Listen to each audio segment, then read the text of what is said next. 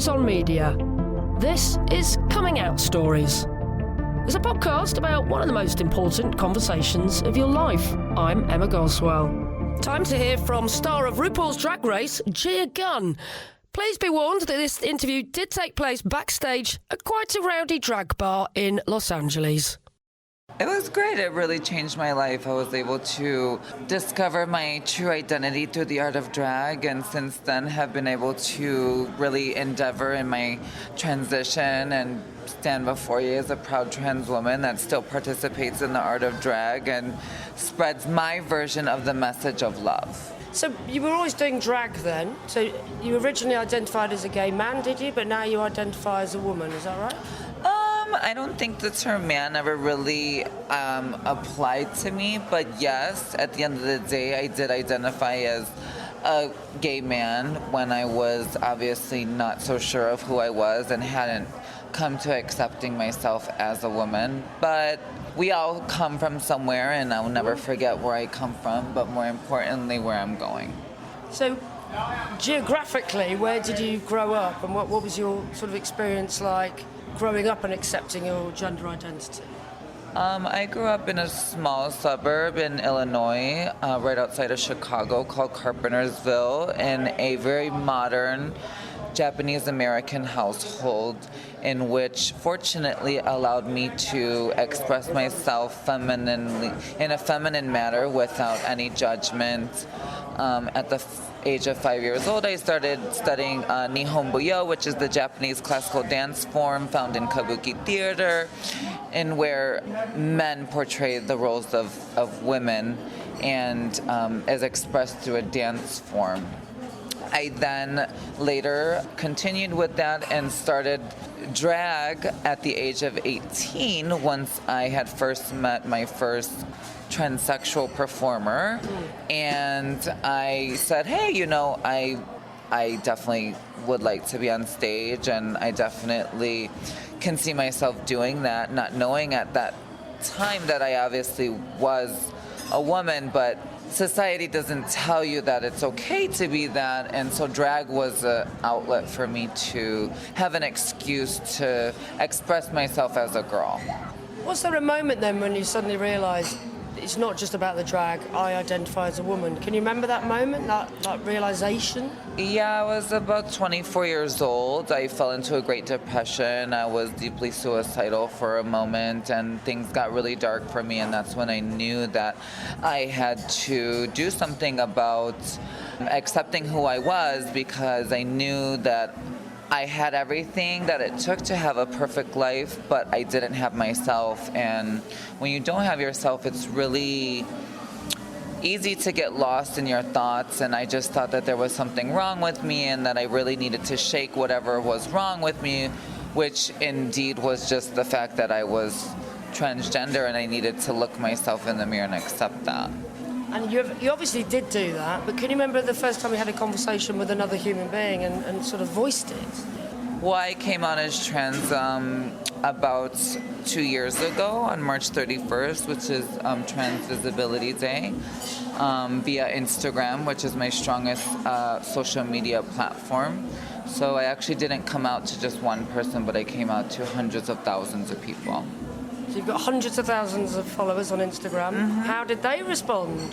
Very positively. I think at the end of the day, people are looking to people like myself that have a platform for a sense of guidance, not only entertainment, but also guidance. And we represent a community that's very strong and very independent in who we are and what we do. And so I thank God I had a really great response from my followers, as well as my family, my friends, and everybody else that was surrounding me and still is surrounding me at that time.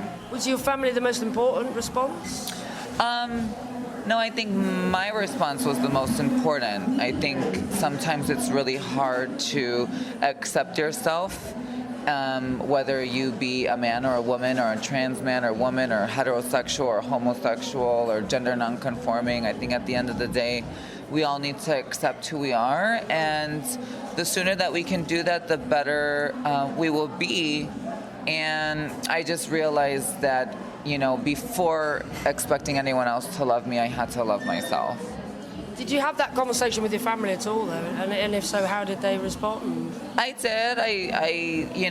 I was dressing up in drag for many years and touring the world already in drag. So I don't think it was a surprise to my family, but it's difficult having a sense of loss, or like you're losing, which at one point, obviously for 25 years was my parents' son, and now, is not only gay and not only a drag queen, but now, is becoming a woman, not only mentally, spiritually, but now physically. I think, I will never know what that feels like, but it's not only myself that's obviously going through a transition, but, everybody else that's involved in my life is also on this journey of transition with me. So it's my responsibility to keep everybody in the loop and not keep anybody in the dark, especially if they really mean a lot to me.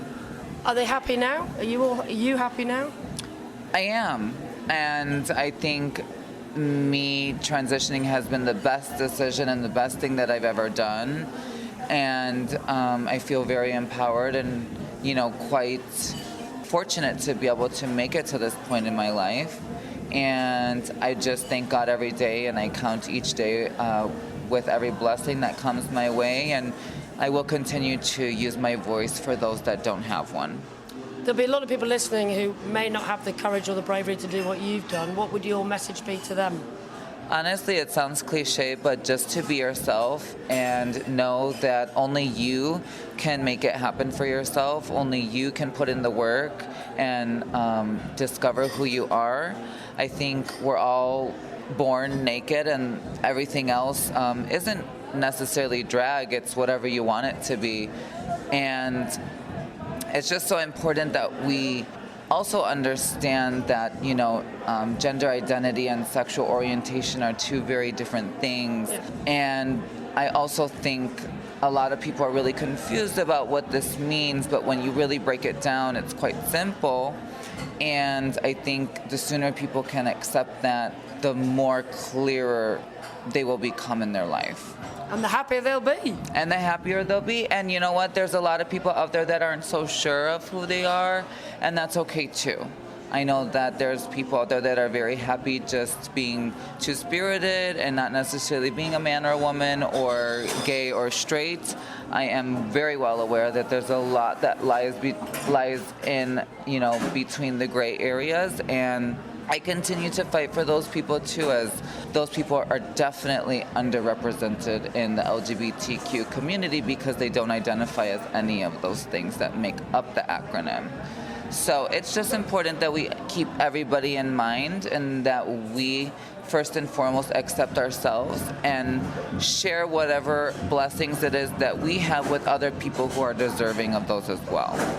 Perfect. Well, thank you so much for speaking to me, and I'm so glad that you've made the transition and that you're happy. Thank you so much, and please follow me on my social media on Instagram at Gia_Gunn, Twitter at Gia Gunn, and be sure to subscribe to my YouTube channel, Gia Gunn Entertainment. Thank you. A huge thank you to Gia Gunn from RuPaul's Drag Race for agreeing to talk to me. Please do subscribe wherever you get your podcasts from. We'd also love to hear from you on Twitter. You can find us there at Come Out Stories. I'm Emma Goswell, and Coming Out Stories is a What Goes On media production. Next time you'll hear from Louise Walwyn. She's a poet, a playwright and a performer, and an MBE. She grew up in care and came out to a social worker while being raised by Catholic nuns in a care home. She reacted really badly to it and would often threaten to send the police, and she kept trying to convince me that it was illegal to be a lesbian.